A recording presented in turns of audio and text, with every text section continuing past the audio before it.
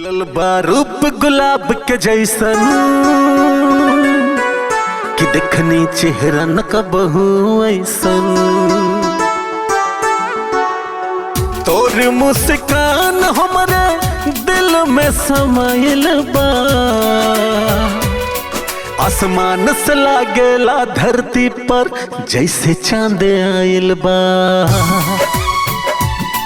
आसमान से लागेला धरती पर जैसे चांद आइल बा।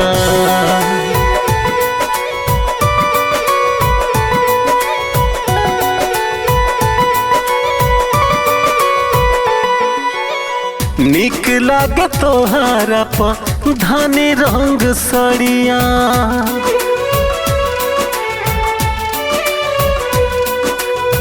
लागे न सजनिया कबहू नजरी गुजरिया।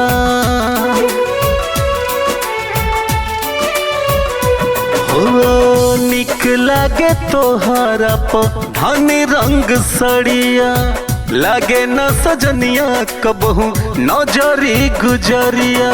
तुहरी खातिर सोरा हो सिंगार करेला, मनिया सजाइबो कहिया इंतजार करेला।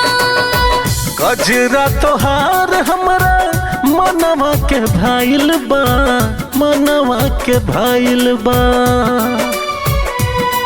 आसमान से लागेला धरती पर जैसे चांद आइल बा।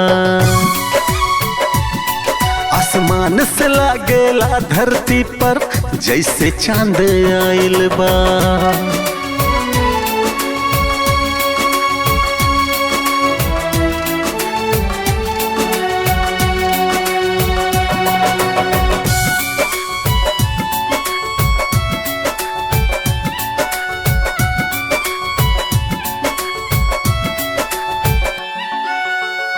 भाग से मिलवले पड़े हमरा हो जान के,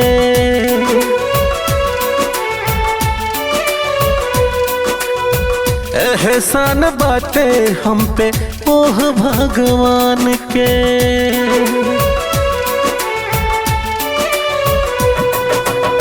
भाग से मिलवले बड़े हमर हो जान के, एहसान बाटे हम पे ओह भगवान के। नाही सोना चांदी घर बार मांगेला, हर दुआ में रब से तुहर प्यार मांगेला। तोहरे खुमार हमरे अखिया पे छाइल बा, अखिया पे छाइल बा। आसमान से लागेला धरती पर जैसे चांद आइल बा। आसमान से लागेला धरती पर जैसे चांद आइल बा।